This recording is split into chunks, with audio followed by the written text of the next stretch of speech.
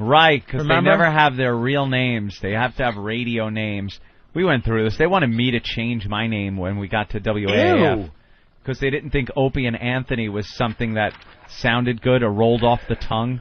Which it doesn't, because it's like Opie and Anthony. Opie and Anthony, and it sounds like Opie and this. Opie and Anthony. People can't say it.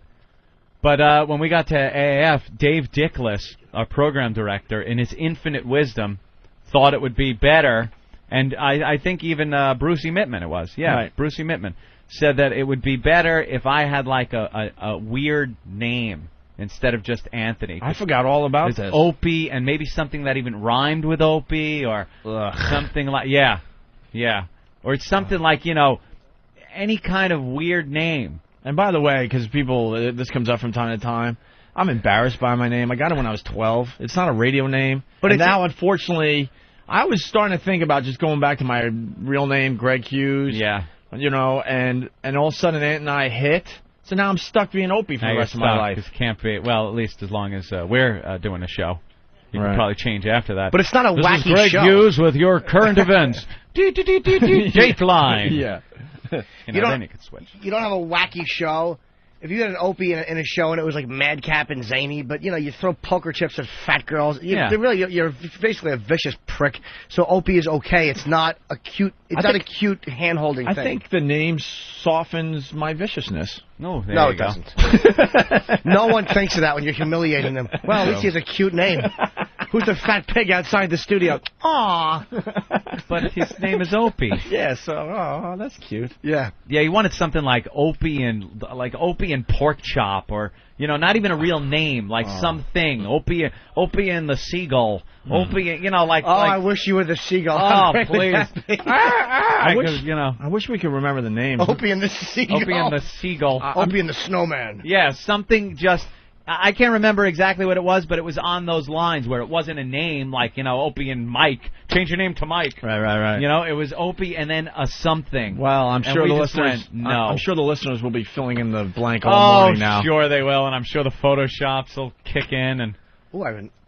Yeah. Opie and Howard Hughes. Opie and Bubble Boy.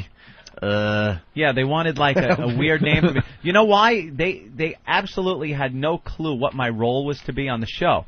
They couldn't fathom that I hadn't gone to school for radio. I never did radio, so I was going to sit and do radio with you. They thought it was going to be Opie's show and me as like the street stunt boy kind of thing. That's what always frustrates me about this show is like people don't understand what all our roles are, okay? Yeah. There was a point when Anthony and I went to WAAF, within a week, maybe 2 weeks tops. This story's been told many times because I was the quote radio guy. I went to college, did college radio, and by the time I met Anthony, I was easily doing 10 years of radio, maybe more.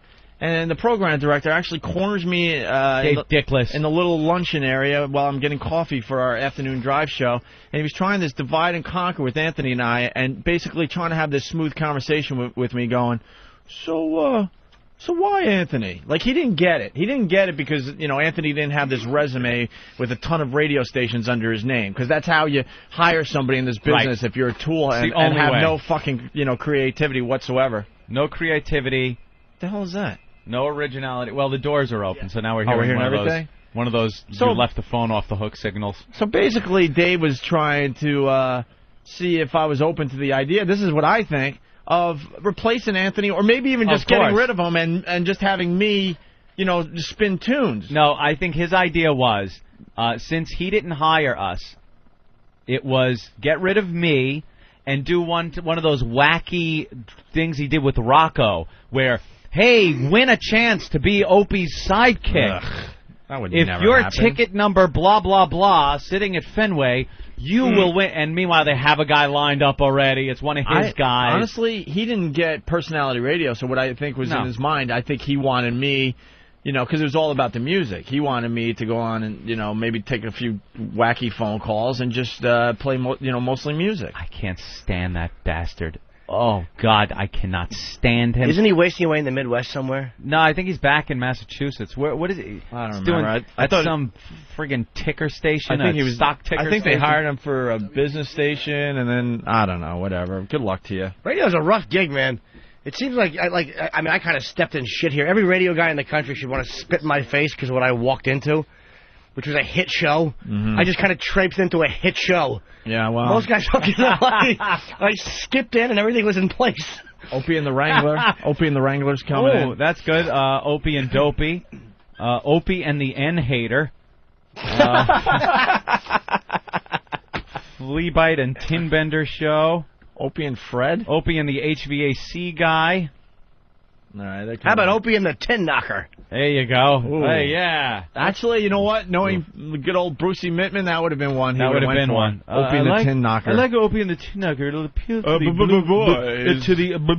blue color. Boys, yeah, Anthony's just a regular guy.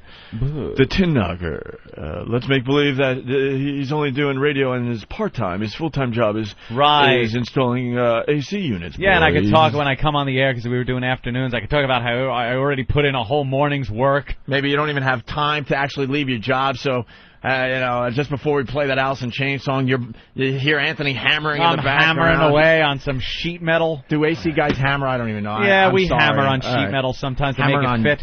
On metal. Sometimes those shop guys don't measure right, Opie. You gotta get the old duct stretcher out. Bend that thing up a little bit. Wait a minute, you're an air conditioning guy. How about a little help today? You could probably fix this. Yeah, what the fuck, Anthony? Call the guy. That'd be like us having prostitute problems and me just sitting here doing nothing. Exactly. Wait a minute, you bring up a good point. There's a guy for that. Call him, because it ain't me. I know that. I threw my tools on the Mass Pike when I first drove up to Massachusetts. Maybe somebody could get Anthony a wooden hanger for his shirt and he can check things out. Wooden hanger. One that doesn't stretch out the fancy material. The shoulders don't get pointy. You know what you gotta tell? I mean, we're going really long here, so maybe a little later today. You gotta tell a story about